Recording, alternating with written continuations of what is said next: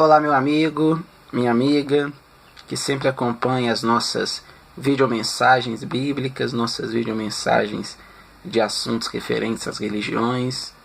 Um bom dia, uma boa tarde, uma boa noite, não sei em qual horário você está vendo essa nossa videomensagem.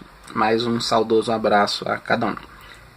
Hoje nós vamos dar continuidade ao estudo do fim dos tempos, ou seja, ao estudo do Apocalipse. Na videomensagem passada eu falei um pouco sobre a visão de Daniel do Apocalipse. E hoje nós vamos voltar ao livro do Apocalipse para dar sequência, para dar seguimento ao estudo das trombetas. A última trombeta que nós tratamos, que nós abordamos dentro do livro do Apocalipse foi a quinta trombeta. E hoje nós vamos falar da sexta trombeta. Você que quiser acompanhar com a gente, o que nós vamos tratar hoje está lá no capítulo 9, a partir do versículo 13. O título desses versículos está lá, a sexta trombeta, que é o assunto principal. E o versículo 13 diz assim: E tocou o sexto anjo a trombeta, e ouvi uma voz que vinha das quatro pontas do altar de ouro que estava diante de Deus, a qual dizia ao sexto anjo que tinha a trombeta: solta os quatro anjos que estão presos junto ao grande rio Eufrates. Parar um pouquinho aqui. O que é importante a gente entender desses primeiros versículos? Veja que é uma sequência de acontecimentos, sobre a humanidade. Todas as 5 trombetas anteriores, assim como os 7 selos que nós falamos em mensagens passadas, representam um juízo sobre a humanidade. E nesse momento aqui não vai ser diferente. Quando esse sexto anjo é dado a ordem a ele, veja que ele estava diante do altar de Deus. Quando esse sexto anjo recebe a ordem que ele recebe é para soltar 4 grandes anjos que estavam presos junto ao rio Eufrates. Sempre que você ouvir na Bíblia, sempre que você ler na Bíblia sobre o grande rio Eufrates, assim como o rio Tigre, você pode ter certeza que, muito provavelmente, principalmente quando falar de profecia, está se referindo ao fim dos tempos, porque esses rios são rios importantíssimos na história bíblica e muito importantíssimos na história da humanidade. E uma coisa importante que poucas pessoas param para pensar, até porque poucas delas têm conhecimento disso, sempre que nós nos referimos ao Oriente Médio, quando se fala Mesopotâmia, o significado da palavra Mesopotâmia, a gente tirar o meso, que seria entre, e o potamos, que seria rios.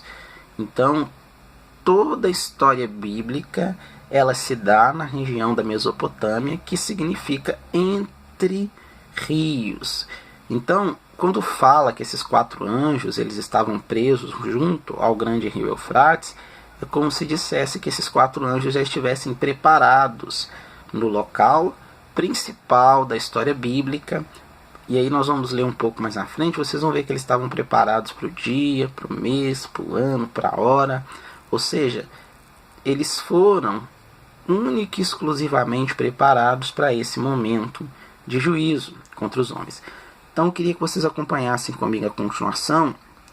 Lá no versículo 15 vai dizer assim: E foram soltos os 4 anjos que estavam preparados para a hora, e dia, e mês, e ano, a fim de matarem a terça parte dos homens. E o número dos exércitos dos cavaleiros era de 200 milhões. E ouvi o número deles. Veja, esses anjos que vão ser soltos, juntos com esses anjos cavaleiros. E mais à frente nós vamos ver o quão terrível será a vinda desses cavaleiros. Não simplesmente pelos cavaleiros, mas até mesmo pelos cavalos que esses cavaleiros montavam. Aqui, gente, é um momento na história da humanidade, lembrando que esses acontecimentos serão depois da grande tribulação, ou seja, a igreja do Senhor Jesus, aqueles que creram no Senhor Jesus, que aceitaram o Senhor Jesus, que não rejeitaram a promessa de salvação do Senhor Jesus, eles já terão sido salvos. Então, todos que rejeitaram, todos que não aceitaram o Senhor Jesus, são aqueles que vão ficar para a grande tribulação e que vão passar por isso. Esse juízo, nós vamos ver agora à frente que, por causa desse acontecimento terrível, né, da soltura desses 4 anjos que virão com 200 cavaleiros e seus cavalos, a terça parte dos homens será morta. E dando continuidade, veja bem, no versículo 17, depois que fala desses 200 milhões de cavaleiros, veja que é como se fosse a população do Brasil, 200 milhões de cavaleiros. É muita coisa, mas é muita coisa mesmo. E se a gente pensar um pouco, todos os selos e todas as trombetas estudadas, citadas anteriormente, elas já vão causar muitas mortes, mortes de bilhões de pessoas. Não conseguimos ser exatos porque a Bíblia não cita o número exato, ela não quantifica isso. E tampouco nós sabemos quantas pessoas terão nesse momento da grande tribulação. Mas o fato é que com certeza bilhões de pessoas morrerão. E todo momento fala a terça parte dos homens. E se nós levarmos em consideração, vamos quantificar 7 bilhões de pessoas, só o fato de a terça parte de 7 bilhões ser morta, nesse caso já são bilhões.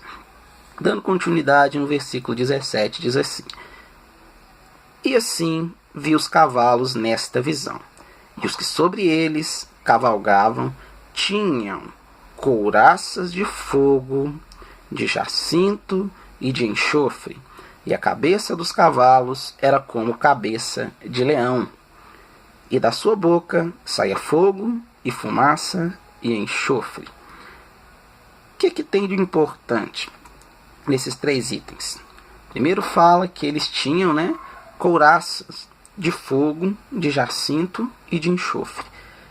Depois vai dizer uma coisa importante, que a cabeça dos cavalos... Veja que coisa, gente, uma coisa que a gente às vezes não pensa, né? Vai ser tão terrível, mas tão terrível esse juízo, que os cavaleiros, eles vão ter couraças de fogo, ou seja, o simples fato do uso das suas couraças contra aqueles que eles irão atacar, já vai causar dano. Quando fala jacinto e enxofre, o jacinto significa tristeza, é uma erva que representa a tristeza. Um dos significados no grego do jacinto seria ai de mim, então representa juízo.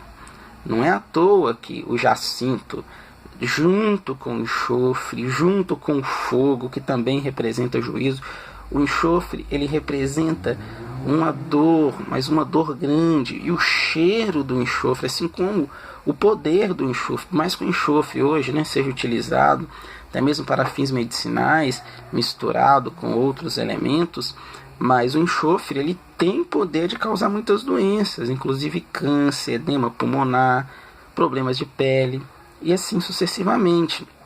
Nesse momento da humanidade, quando esse juízo virá sobre aqueles que estiverem ainda na terra, única e exclusivamente será para causar dano.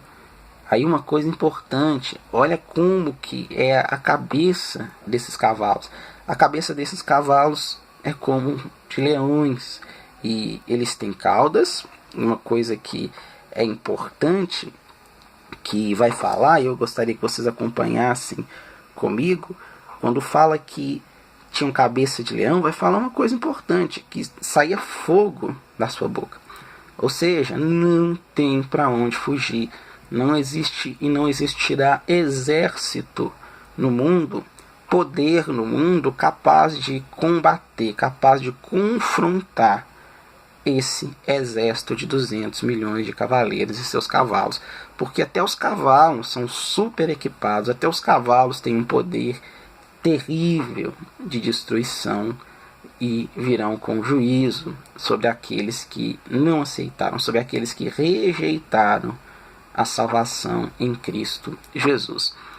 Para a gente finalizar, eu não vou ler tudo, mas o que vai ser mostrado depois? Vai falar que o poder desses cavalos, né, está na sua cauda. Já vimos que da boca até dos cavalos sairia fogo. Outra coisa que vai falar que as caudas desses cavalos eram como de serpentes e as cabeças deles danificam. A gente já viu isso, porque se sai fogo da sua boca e eles eram semelhantes a leões, com certeza eles vão causar muito dano a todos aqueles que eles quiserem confrontar. Mais à frente, e é isso que eu queria que vocês entendessem, a Bíblia ela vai dizer, dentro desses versículos, no capítulo 9, que a terça parte dos homens será morta. Eu já tinha até frisado isso no início, né, da nossa videomensagem. Com certeza serão milhões, bilhões de pessoas, porque se hoje nós temos 7 bilhões na humanidade, com certeza teremos isso ou mais quando ocorrerem essas coisas. E o simples fato da terça parte ser retirada já representa bilhões e bilhões e milhões de pessoas. Para fechar, gente, é uma coisa que eu queria deixar para reflexão. Tudo isso vai acontecer. O poder desses cavaleiros, o poder dos cavalos desses cavaleiros, todos dirigidos por esses 4 anjos terríveis que estavam junto ao grande rio Eufrates. Mas no versículo 20 diz assim: e os outros homens que não foram mortos por estas pragas não se arrependeram das obras de suas mãos, para não adorarem os demônios e os ídolos de ouro, de prata, de bronze e de pedra, de madeira, que não podem ver, nem ouvir, nem andar. E não se arrependeram dos seus homicídios, nem das suas feitiçarias, nem da sua prostituição, nem das suas ladroices. Veja que coisa. Em outras videomensagens, nós já vimos vários juízos de Deus sobre a humanidade. Lógico que é para se cumprir a Escritura, mas também tem o objetivo de salvar, de arrependimento para aqueles que durante toda a sua vida talvez não creram em Deus, não importa por quais motivos, mas que nesse momento da grande tribulação eles ainda poderão ser salvos. O grande problema é que quando a igreja for arrebatada antes da grande tribulação, o Espírito Santo, que é quem convence o homem do pecado, ele será retirado. Então, às vezes, muitas pessoas falam: poxa vida, como pode as pessoas na grande tribulação? Apocalipse mostra que tantas coisas, tantas desgraças vão acontecer, tantos juízos terríveis irão acontecer sobre a humanidade. Ainda assim elas não vão se converter, ainda assim elas não vão aceitar a Jesus, elas não vão se arrepender dos seus maus caminhos. Mas tanto Daniel fala para a gente, né, e nós vimos isso na última videomensagem, que o ímpio procederia impiamente, e que os ímpios não entenderiam, mas os sábios entenderiam. E além disso, quando o Espírito Santo for retirado da terra, aquele que tinha poder de convencer o ser humano do pecado, ele não agirá mais. Então as pessoas terão que optar de forma fria por Cristo, de forma fria pela salvação, ou por continuar vivendo em seus pecados. E eu queria destacar 3 coisas que vão dominar nesse período desses juízos. Que a Bíblia fala que a idolatria, e aí fala idolatria, há vários tipos de ídolos. Quando cita ouro, prata, bronze, está falando de riqueza. Às vezes fala, está falando de escultura, de ouro, de bronze, de prata, também, mas está falando de riquezas. A avareza que existe no dia de hoje, principalmente dentro das igrejas, né, até mesmo. As pessoas elas vão até as igrejas única e exclusivamente, muitas delas, para conquistar. Elas não estão preocupadas com o Senhor Jesus e com aquilo que Ele tem para elas, com aquilo que Ele quer delas. Elas estão preocupadas em o que Jesus, o que Deus pode fazer por elas. Elas querem que Jesus, que Deus as sirvam, e muitas vezes incitadas por seus pastores e líderes, que cada vez tem mais pessoas nas suas igrejas crescem, montam outras igrejas e constroem igrejas suntuosas, mas muitas pessoas dentro dessas igrejas têm se encaminhado, infelizmente, para a perdição eterna, porque elas têm sido essas pessoas que têm tido ídolos, o dinheiro, de prata, de ouro e de bronze. E infelizmente Jesus ele vai dizer que nós não podemos servir a dois senhores. Ele caracteriza os dois senhores que Jesus fala, é a Deus e a Mamon, ou ao dinheiro. Então o outro senhor que não é Jesus é o dinheiro, e a idolatria no final dos tempos grandiosamente será ao dinheiro. Outra coisa que é dito: não se arrependeram, né, da sua prostituição, não se arrependeram das feitiçarias. Gente, hoje é muito comum adorar o diabo, hoje é muito comum ser contrário à adoração a Deus, e isso a mídia exalta, isso a mídia faz, isso a mídia incentiva. Nós achamos bonito quando uma pessoa sai para o carnaval e naquele carnaval ela adora, às vezes indiretamente, às vezes diretamente, ao diabo. E isso nós achamos a coisa mais linda do mundo. Essa pessoa é premiada, essa pessoa é exaltada, mas isso é uma adoração ao diabo. E a Bíblia deixa bem claro que esses não se arrependerão. E para fechar, fala de prostituição. Nenhuma época da humanidade, se você for fazer um estudo histórico, antropológico, sociológico, filosófico, não importa, o que você vai perceber? Que em nenhuma época da humanidade a prostituição foi tão grande como hoje. Porque hoje a prostituição ela se destaca não simplesmente em meio a adultos, mas às vezes em meio a crianças também. Hoje é difícil de interpretar qual é a idade da inocência, porque muitas vezes crianças, adolescentes, esses mesmos não têm vivido de forma inocente. Então eu queria deixar um recado, eu queria deixar um apelo, né, que vem dessa própria palavra. Quando João Batista, que na visão de Jesus foi o maior entre os homens nascidos de mulher, e nunca existirá outro maior que João Batista, a pregação de João Batista era única, era exclusiva. Ele não dizia vem aqui para ser curado, ele não dizia vem aqui para prosperar, mas ele dizia arrependei-vos, porque é chegado até vós o reino de Deus. E que cada um que vê essa mensagem, talvez você nem se importe com isso, mas você que sente no seu coração, você que percebe a necessidade de se arrepender, que você se arrependa, pois o fim, o princípio do fim está próximo. Um abraço e que Deus abençoe a cada um abundantemente. Valeu!